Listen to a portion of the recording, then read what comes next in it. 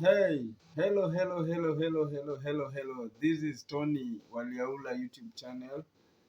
Welcome. This is where you watch funny videos, educative videos, and everything. Please subscribe for more.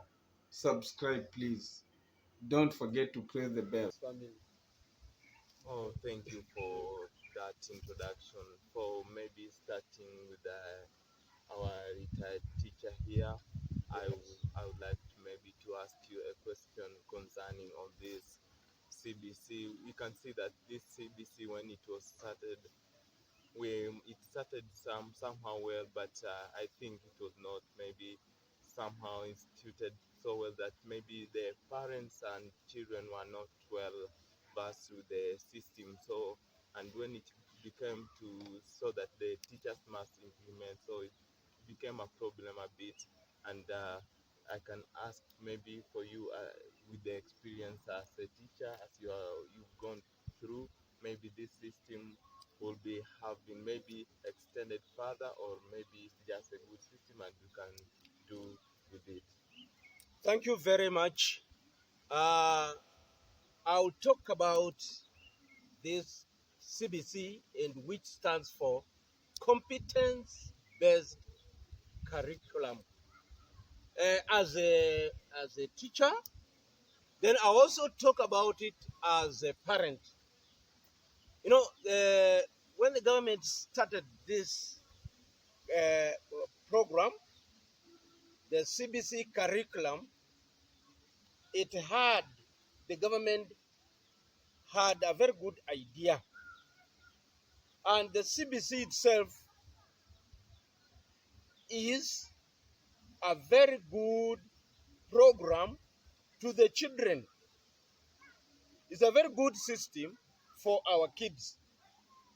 But what I can say about the program, it would have succeeded well if the government would have had time, to prepare the teachers and also prepare the children, so that this system takes up slowly by slowly.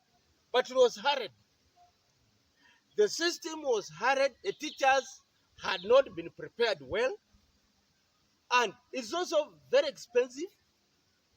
I think the government should have programmed to have all the infrastructure or all the materials that are necessary in the implementation of the curriculum, that new curriculum, before they studied. To the teachers, because we were not prepared properly, we had it very bad.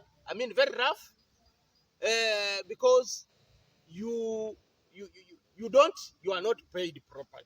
We know the government does not pay teachers well. So we are whatever that program is just put to us. We have not been prepared well, properly in advance. But since the government, you cannot go against it, then we just took it up. But we have really tried, and at long last, we have found it very, very, very interesting and very exciting to the little ones, because, like, to some extent, we learning that these children under that curriculum, that program, I think they have an uppercut than the others.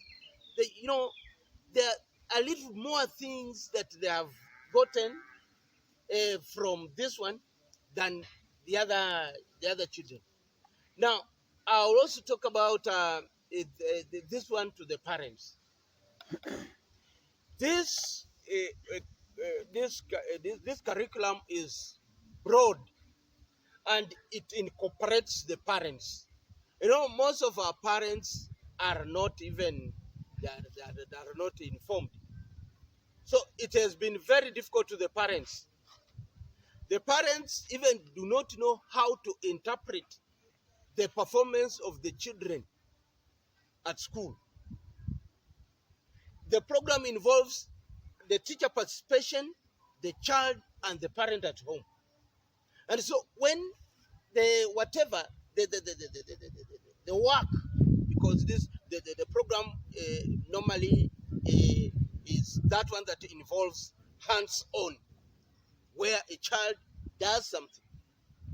Now, the parents, some of the parents cannot interpret that, because it is also the parents at home to monitor how the children are responding to this new curriculum, which is just a beast in the house.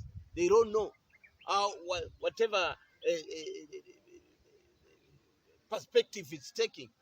So those parents who are not learned well, or those parents who have not gone to school, for example, and most of them are that way, or parents who are semi-illiterate, semi-literate, those ones have had a problem.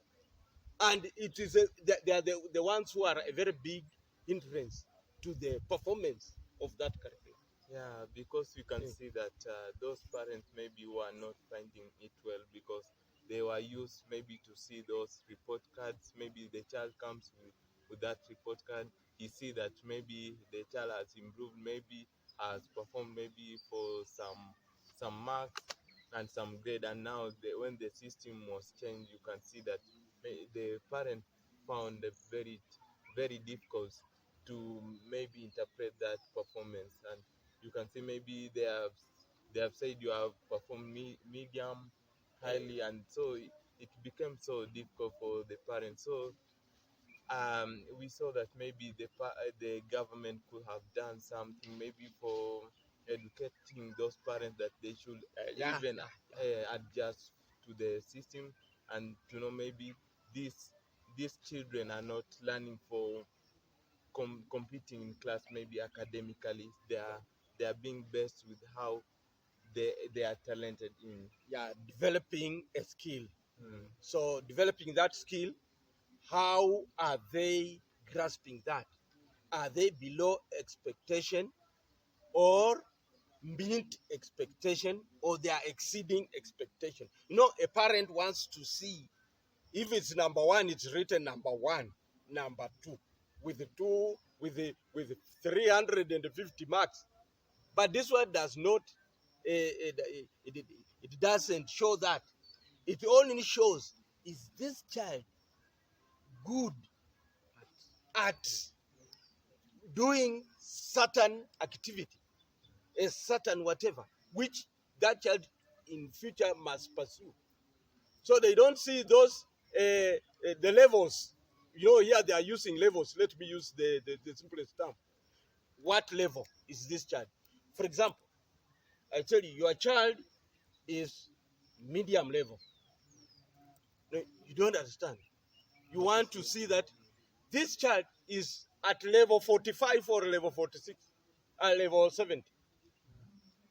But when they talk of exceeding expectation, it's written EE. And even some parents look at E as the worst grade. yes, yeah. So when you have written there EE, that this child, now they have written there very good and the child is getting E, which stands for, like you have said, the government should have taken time to educate the parents also to learn on how to, come together with the teachers so that they develop that child properly.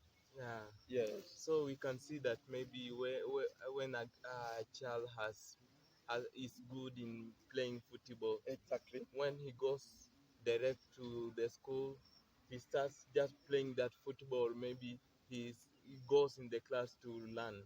No, the child learns Yeah. in class normally, but physical education is also compulsory in this program. It is the teacher who looks at the performance when the teacher takes these children out and finds a certain child very interesting at dribbling balls and playing football so well. It's the teacher who recommends and says this child maybe is very good at this, and it's the same teacher to nurture that child so that the child becomes exceedingly well in the performance of that particular activity. Yeah, because some of the parents were finding maybe it difficult because they thought that maybe when a child goes at school, he's taught how to play because he's talented to playing. And what about reading? Maybe when he goes at when he succeeds and goes to play in European, In Europe. how will that child communicate and he was just started by playing, just playing because he was based on playing. Now, that's why these children are just taken to class and all lessons are taught, including English language, which the child must learn and know it fully. Because apart from that child developing developing in that particular skill, the child should also be able to communicate Yeah, properly. That's why uh, all the lessons must be taught, but where the child is performing well, that field is the one that is pursued even further to its logical conclusion. yeah. Yeah. Oh, thank you for some good elaboration about that CBC. So we come to Tony. For we can see that Corona has affected so many people. We have seen people dying, people losing their lives, losing their friends, relatives, and more so, Corona has created also opportunities for some Kenyans to explore. For example, some companies which are manufacturing masks. So, what kind of opportunities, maybe you personally, that you see that when Corona came, that you can maybe do because the people working were dismissed from working. So, what kind of thinking maybe came to your mind that you can do in this Corona time? Okay, thank you for that question. Yeah, You see, when Corona came, it's still a pandemic, yeah, and you see, in everything that happens, whether good or bad, you should see an opportunity in it. If yeah, God has given you life to live through it, then you must find a way to survive. So when Corona came, it was devastating. And now, after everyone, it was like the whole world had been brought to a standstill. Now everyone was brought to factory reset. You see, most of the people, a lot of people, in fact, those people who are in the entertainment industry, the like in the hotels, everything, people lost a lot of jobs. Now, uh, we had to come up with ideas on how we can sail through this pandemic. As you fight for your life, for your breath of life, you also need to survive as a human being. You need food, you need that money. You see, yeah, there's lockdown. That's why you found that so many people now transfer their business or their ideas to online. Like, for example, me, I thought, how can I make some extra coin? There is internet. Now, what you do, I need to come up with some ideas on how to craft some artistic things for, like, in furniture, furnishing. Now you see, everyone was at home, and when people were at home, that's when, a lot of people didn't even have time to stay at their homes. Now when people came back home, even those who had businesses, they have a lot of money, but now they're at home. You can't move, you can't go to any place. Now people had to see the mistakes that are in their homes. When someone sees in the room, now he notices that, oh, this paint is too old. Like, maybe the design of my furniture is too old. Now you see, as an entrepreneur, you capitalize on that. Now you start marketing your skills online. You say, I have some new designs of the curtains I'm selling. I can make some new designs of the furnitures. There are some people where they have made a lot of money, even if the country was locked for like 10 years. Someone will still survive with the amount of money on their account. So those are the people. Anyway, God bless them, and they came to bless us during the pandemic because they have money, they're at home. Now you need to supply them with whatever they need at their comfort. You see. Now that is when people opened up their mind, and those people who opened up their mind, Corona came as a blessing in disguise, because it made everyone who had the skills to think outside the box to be independent. Even after Corona, they might thank it. Yeah, you can see even maybe those big vehicles that we are used to see, maybe they are driving some big vehicles. You could see maybe that one is a big vehicle has stood there. Maybe when you go, they are selling some vegetables there. Yes, Yeah, true. that's because maybe this pandemic, we can say that it affected all classes of people. Yes, because you'll find that someone, you had a very big car, working in a big hotel. Now it's shut down. Everyone is at home. What will you do? That is a moving shop. Yeah, You convert your boot to groceries. You hawk them around. yeah.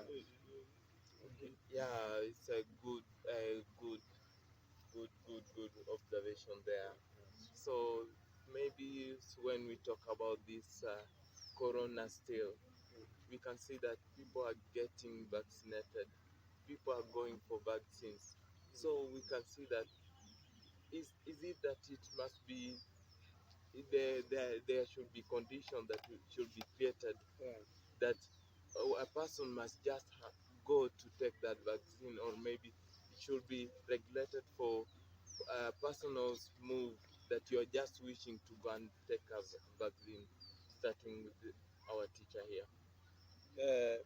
This is just something to do with life and death. And your life is just yours. If you cannot understand, and there are some people who didn't understand, people should just go willingly for that vaccine. Because you go for the vaccine, then you will exist. If you don't go, you wouldn't exist.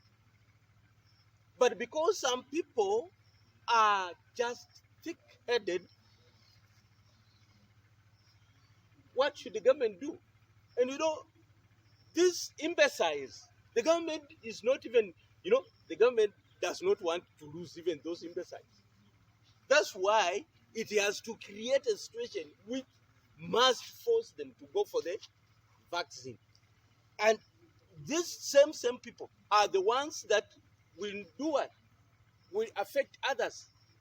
Because me, I've been vaccinated. I'm a bit safe to some degree. This one has not been vaccinated. Now, when he gets the whatever, it reacts very fast. And he spreads it very fast. So, the government should save these fools by creating a way to force them to be vaccinated, so that if the whole country is vaccinated, then we shall walk without masks, and we shall move freely, we shall work freely. Yeah, for example, maybe some of people have health issues. Maybe when they when they just go immediately for those vaccines, and the condition has been created that you just have to be vaccinated before you enter that bank. That person is feeling some pain.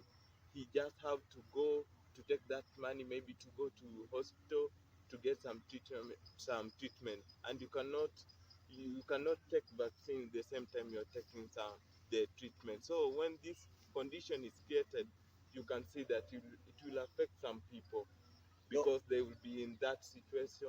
They have not taken the vaccine. They are in pain, and they need to go maybe to get cash from the bank, and they are being asked, you provide that vaccination, that certificate yeah, for vaccination.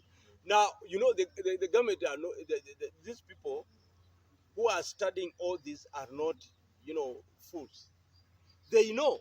They know the dangers. They know those dangers. The government should work out so that, for example, such a persons are given certificates to show the status of their health, so that when they go there, they are not denied that kind of service. And you see, those are just very few cases, or whatever number of cases that they are. But the government should also cater for those ones. That's the thing. That's just as simple as that. So it means that the government should also negotiate with those banks and Whatever. those institutions, so that they also cater for those people who have maybe problems and they cannot get that vaccine Exactly at that time. Exactly that. Oh, And they so- should offer certificates to these people, so Yeah. that the certificates to show that their health does not allow, doesn't allow them to be vaccinated. That they should only be careful, observe those other protocols as they go to get the whatever services from banks, as you want to put it. Okay, maybe you can take some perception from you, Tony. How do you carry? How can you take this perception that maybe someone is forced to get that vaccine, or he do it willingly? You know, this vaccine, you know, normally when something comes up, there's always two groups.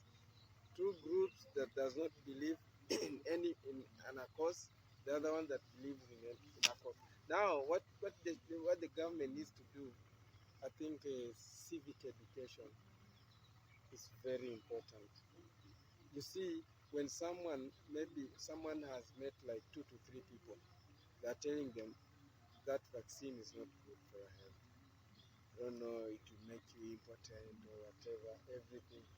Those, and no, when the government is not out there to give proper education to those people, it will be very difficult to convince them that this vaccine is good. I think on the part of the government also, the civic education is very good. Yeah. So in conclusion, we can just say the government should create awareness to the Yeah. people, so that they understand Yeah. that this vaccine is more crucial and they just have to go for it.